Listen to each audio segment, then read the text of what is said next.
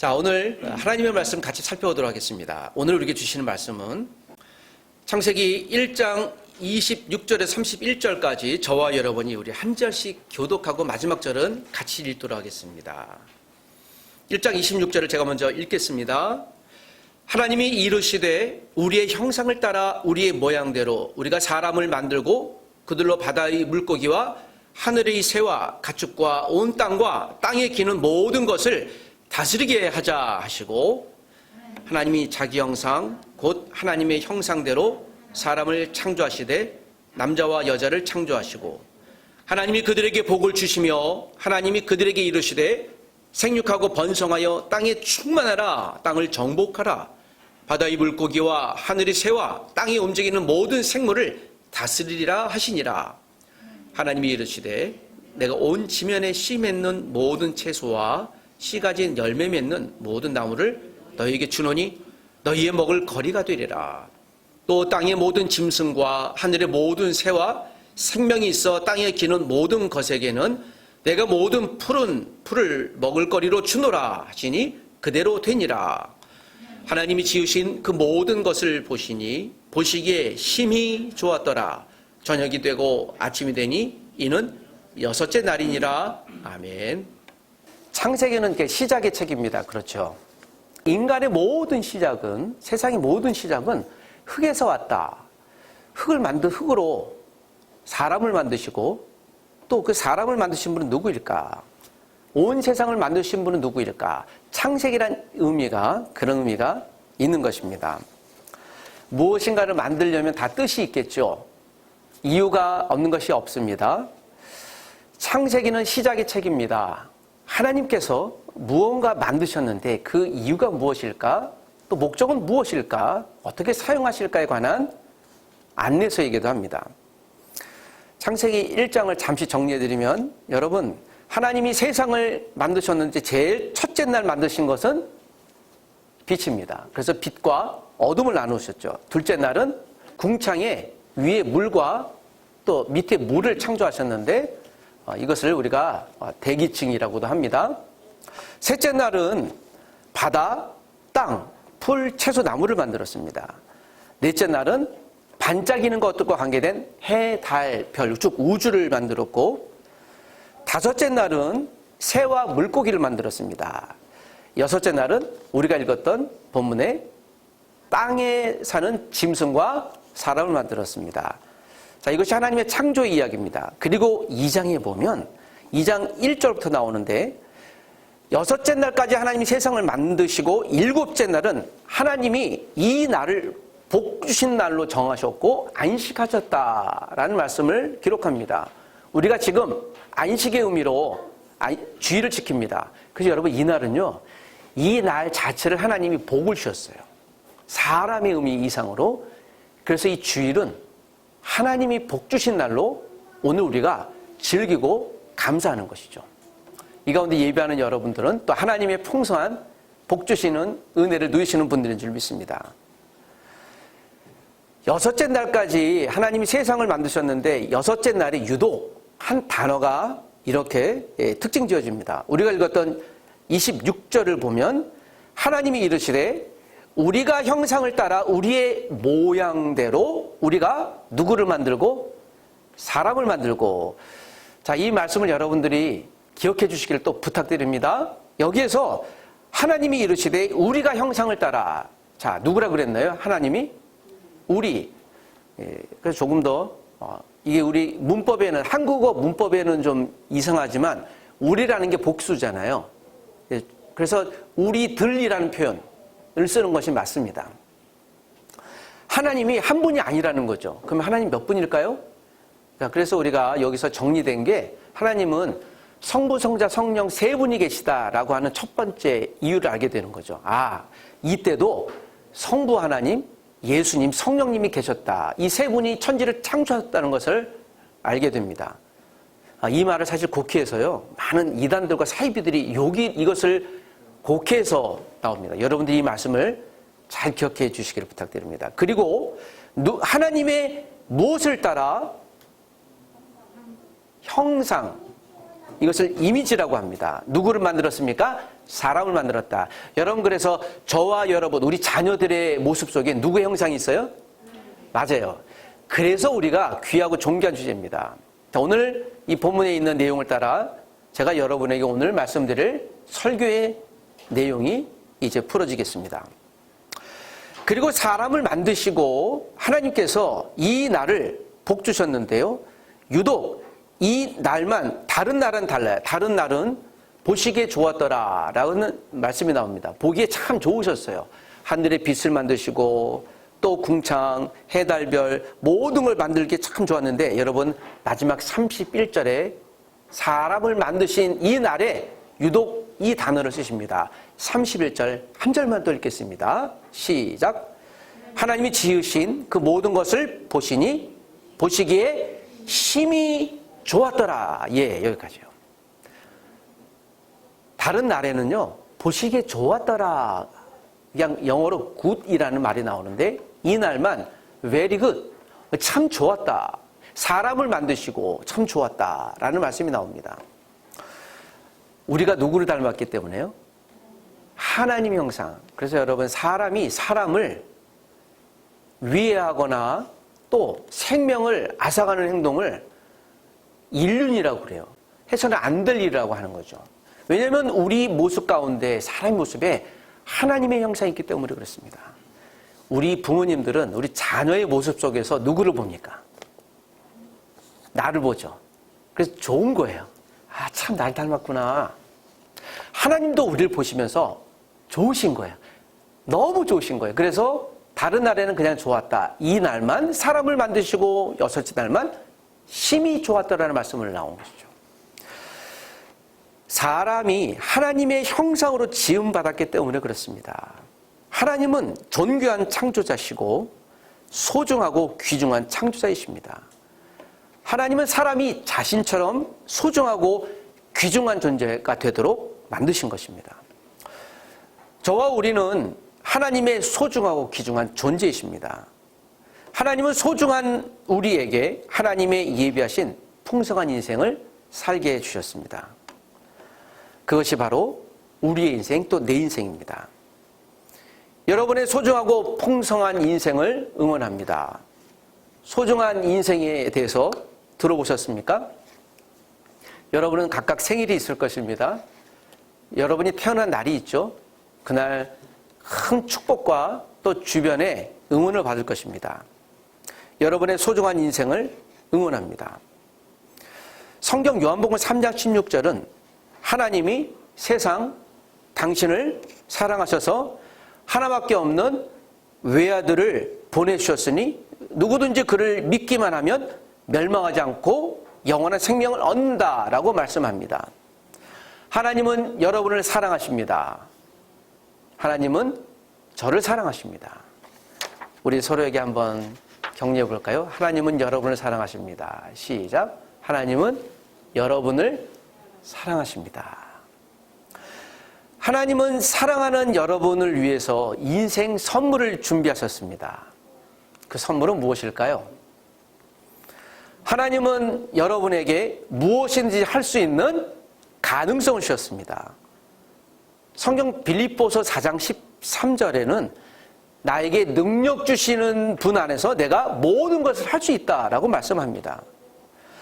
세상과 사람을 창조하신 하나님은 저와 여러분, 우리 모두에게 가능성이라는 선물을 주셨습니다. 무슨 선물이요?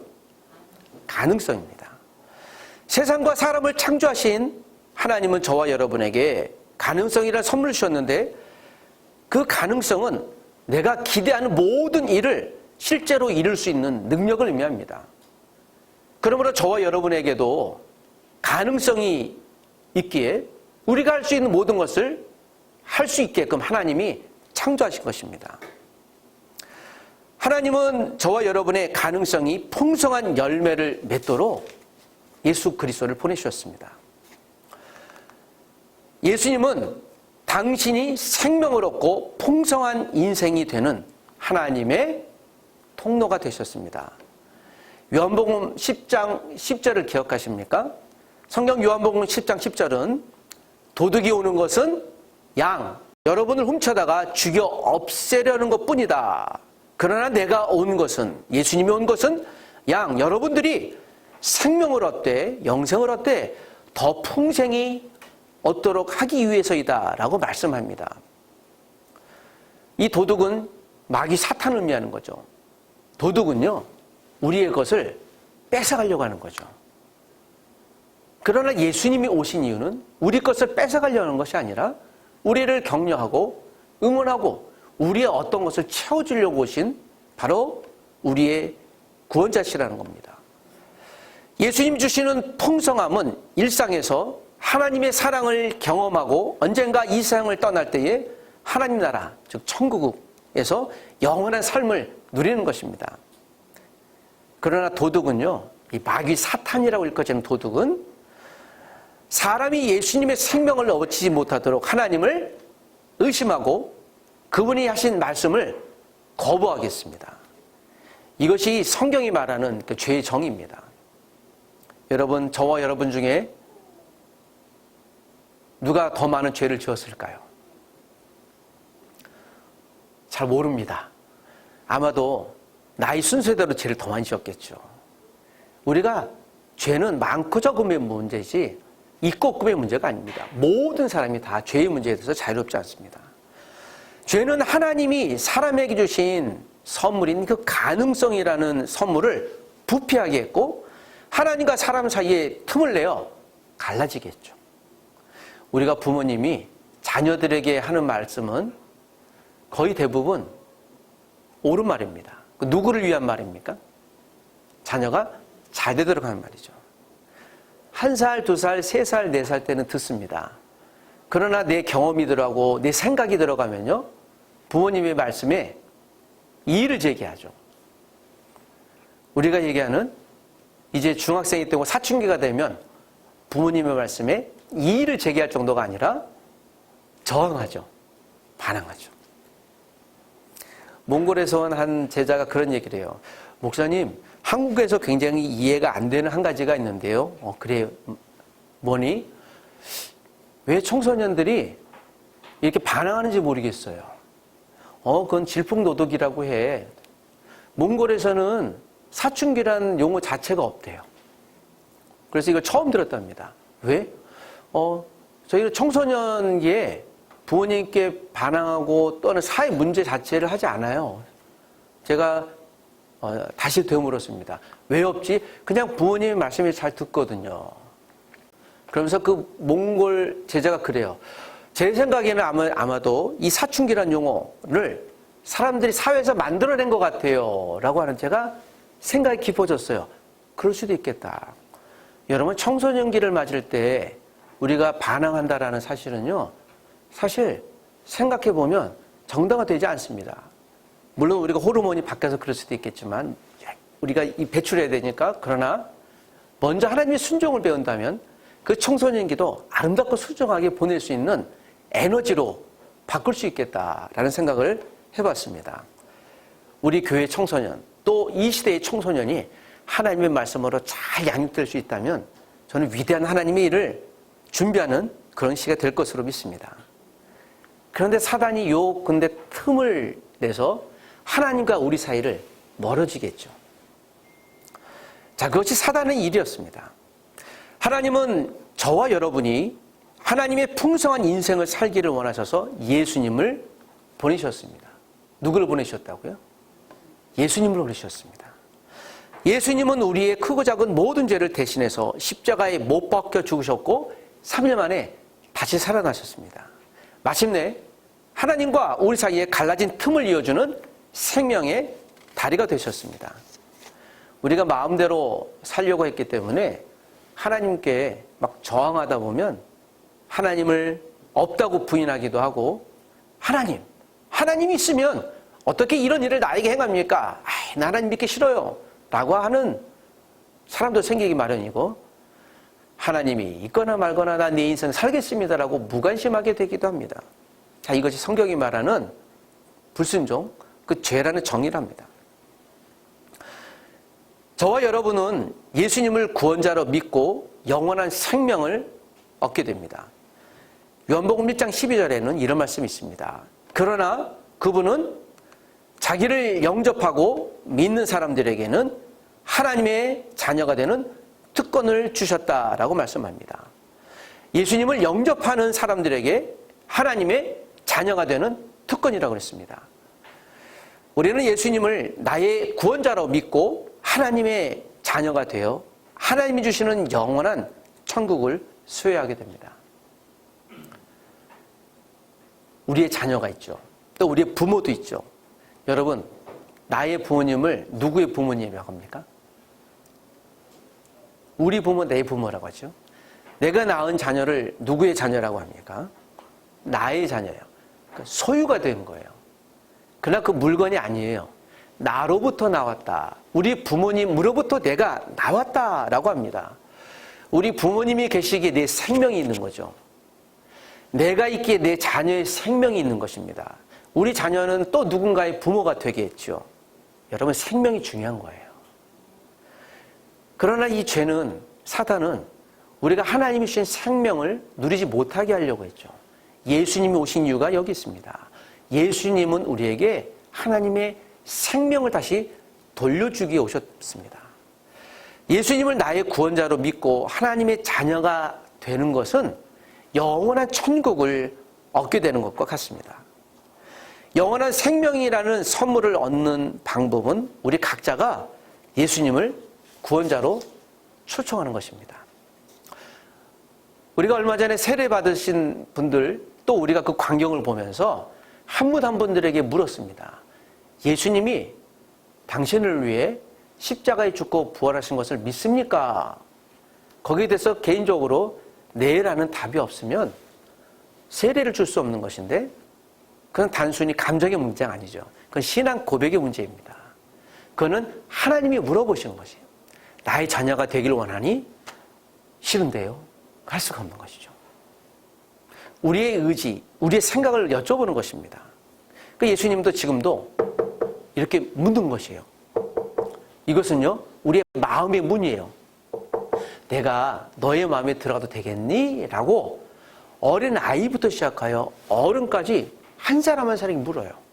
예수님이 인격적이십니다. 여러분, 문을 그냥 꽝 하고 열고 들어오면 어떨까요? 화들짝 놀라서 어머나 예수님 오셨네요 라고 하지 않습니다. 여러분, 우리 집에 문을 꽝 열고 들어오는 존재는 누굽니까? 도둑이죠. 외부인이죠. 예수님은 그렇게 인격적인 분이십니다. 그래서 예수님이 이렇게 여쭤보는 거죠. 내가 너의 마음에 들어가고 싶은데 들어가도 괜찮겠니? 라고 물어봅니다. 예수님, 아직 준비가 안 됐는데 좀 기다려 주실래요? 그럴 수 있습니다. 예수님, 준비됐는데 들어와 주세요. 그것이 바로 세례 때 받았던 그분들의 신앙 고백입니다. 그리고 예수님이 들어와서 같이 살아주시는 것이죠. 모든 사람은 한 사람 한 사람 각자가 예수님을 내 인생의 구원자로 초대하여 소통할 수 있습니다. 예수님은 그의 성경 요한계시록 3장 20절에서 이렇게 말씀합니다. 들어보십시오. 보라, 내가 문 밖에 서서 두드리노니 누구든지 내 음성을 듣고 문을 열면 내가 그에게로 들어가 그와 함께 먹고 그는 나와 함께 먹을 것이다 라고 말씀합니다. 예수님은 이렇게 먹을 걸 좋아해요. 이 먹는다는 것은 함께 가족이 된다라는 의미가 있는 것이죠. 우리가 예배 끝나고 식사하는 이유를 강조했잖아요. 가족이기 때문에 함께 식탁을 나누는 것이라고 했습니다. 모르는 사람과 함께 식탁 나누지 않죠?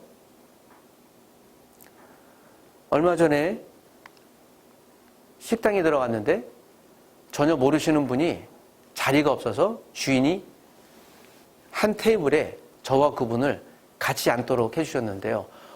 얼마나 불편하든지 그분과 제가 서로 불편한 나머지 먹다가 나왔습니다. 모르는 사람과 식탁을 같이 못합니다. 가족이 된다는 의미가 있는 것이죠. 여러분, 예배를 마치고 맛있게 식사를 나눠주시길 부탁드립니다. 예수님이 우리와 날마다 밥을 같이 먹겠다라고 다짐하는 것이에요. 가족이 되겠다고 해주신 겁니다. 예수님을 구원자로 받아들인다는 것은 어떤 의미일까요? 내 인생의 크고 작은 모든 일을 예수님께 맡기는 것입니다. 그래서 우리가 기도하잖아요. 예수님, 나에게 이런 것이 필요합니다. 예수님, 내가 여기 아픈데요. 우리 부모님이 지금 병원에 가 계세요. 예수님, 내 앞길에 진로가 그렇습니다. 예수님, 내가 시험을 좀 잘 보고 싶습니다.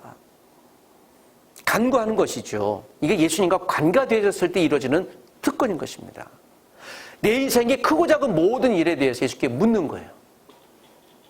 저도 아침에 일어나자마자, 오늘 아침에 일어나자마자 한 분 한 분들을 위해 기도했죠.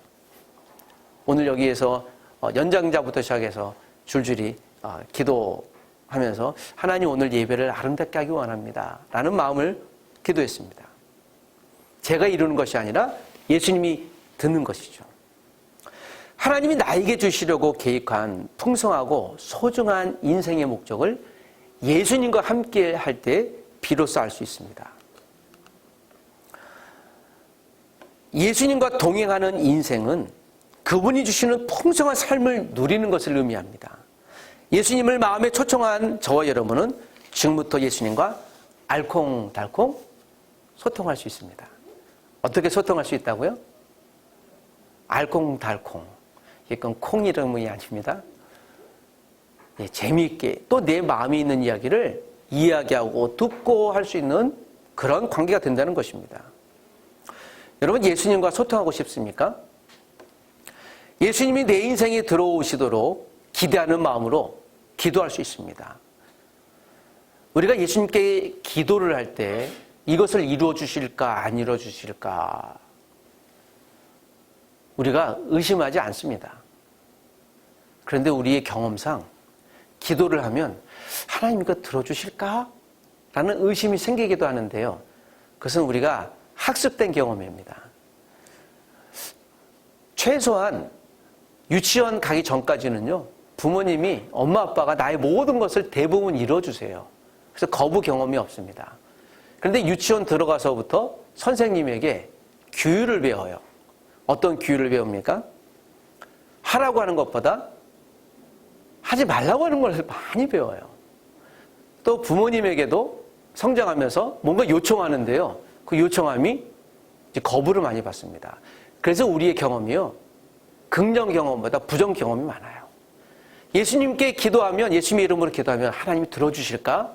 에이, 이건 뭐 들어주시겠어? 하는 경우도 굉장히 많이 있습니다. 걱정하지 마세요. 하나님은 한 번도 기도 조건에 대해서 우리에게 말씀하지 않았습니다. 그러면 우리가 기도하는 모든 것을 하나님이 다 이루어 주시나요? 성경 거기에서 예스라고 얘기합니다. 네. 그러나 내가 요구하는 것들 중에서 어떤 것들은 나에게 적절하지 않은 것이 있어요. 그래서 기도는요, 하나님과 대화하는 것을 의미합니다. 내게 필요한 것을 의미하죠. 아이들이 왔을 때 제가 사탕을 줬는데요, 나중에 어머님이 우리 아이 사탕을 잘 안 먹어서요, 다음에는 다른 걸 주세요 라고 하는 이야기를 들어봤습니다. 이거 보니까 소아 당뇨가 있는 아이여서 제가 죄송해요, 미안해요, 제가 몰랐습니다. 그러나 여러분, 아이들뿐만이겠습니까? 사람은 단 걸 좋아합니다. 여러분, 달콤한 아이스크림을 좋아합니까? 아주 쓴 약을 좋아합니까? 예, 물론 약이 쓰지만 여러분, 우리가 본능적으로 달콤한 걸 좋아해요. 우리 몸이 그걸 좋아해요. 그래서 사람은 몸으로 반응합니다. 죄송해요, 제가 좋아합니다. 그렇게 또 밥 먹고 아이스크림 먹자 그러면 배가 부른데 먹습니다. 우리의 본능이에요. 그런데 우리가 하나님 앞에 요구하는 것도 대부분 아이스크림 같은 걸 요구해요. 여러분, 그러나 아이스크림이 간혹 좋긴 하지만 우리의 몸을 상하게 하기도 합니다. 기도 제목도 마찬가지예요. 하나님과 대화하는 것이죠. 예수님을 구원자로 어떻게 모셔드릴 수 있을까요? 그래서 여러분, 입으로 소리내어 고백하는 것도 좋고 마음으로 조용히 예수님과 대화하는 것도 좋습니다. 제가 기도문을 이렇게 만들어 봤습니다. 여러분, 죄송한데 한번 이 기도문은 한번 따라서 해 주시겠습니까? 한번 기도하는 마음으로 알고 있으신 분들도 내 신앙을 다시 한번 새롭게 고백해야 되겠다. 또는 이 내용을 읽으면서 예수님께 이렇게 기도하면 되겠구나. 예배 마치고 다시 여러분이 속으로 읽어주셔도 좋겠습니다. 한번 이 순간은 저를 한번 따라해 주십시오.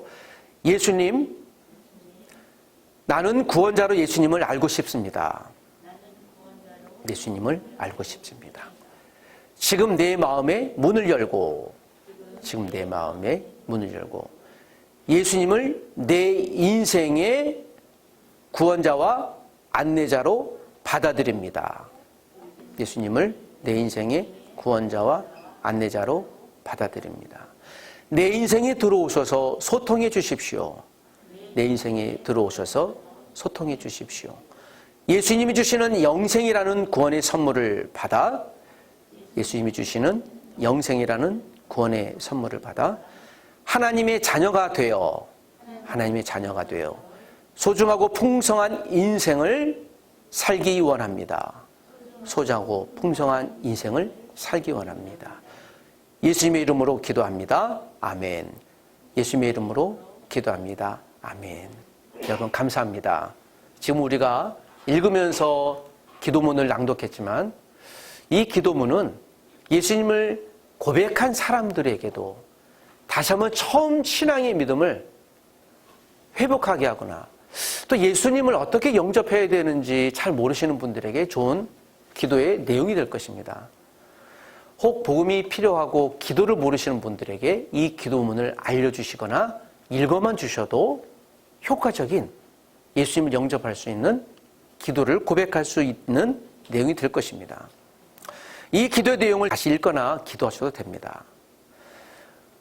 저와 여러분이 다른 그리스도인들과 소통할 수 있습니다. 저와 여러분은 그리스도인들이 모이는 교회, 공동체에서 함께 서로를 응원할 수 있습니다. 여러분 주의 이름으로 응원합니다. 우리 한번 더 귀찮을 수도 있는데요. 서로 한번 주먹을 쥐고 이렇게 하겠습니다. 죄송합니다. 주먹 잘못 쥐면 위협이 됩니다. 여러분 응원합니다. 시작. 여러분 응원합니다. 여러분 응원합니다. 화이팅. 네. 여러분 이 주먹이요. 잘못 사용하면 위협이 됩니다. 그러나 여러분 화이팅. 할 수 있습니다. Go for it. 그러면요.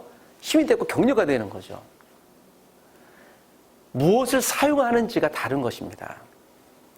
우리 교회는요. 세상의 교회는 서로를 응원하고 격려하기 위해 하나님이 만드신 하나님의 가족 공동체입니다. 이제 우리가 하나님이 주신 소중하고 풍성한 인생을 살아가기로 결심했다면 그리스도인들이 모이는 건강교회와 공동체에서 함께 교제하십시오. 하나님이 저와 여러분을 통해 이루기를 바라는 인생의 가능성을 격려받고 함께 이루어갈 수 있습니다. 모닥불에 여러 나무 토막을 넣으면 따스한 불이 오랫동안 유지되듯이 저와 여러분들 또 다른 그리스도인들의 관계도 이와 같습니다.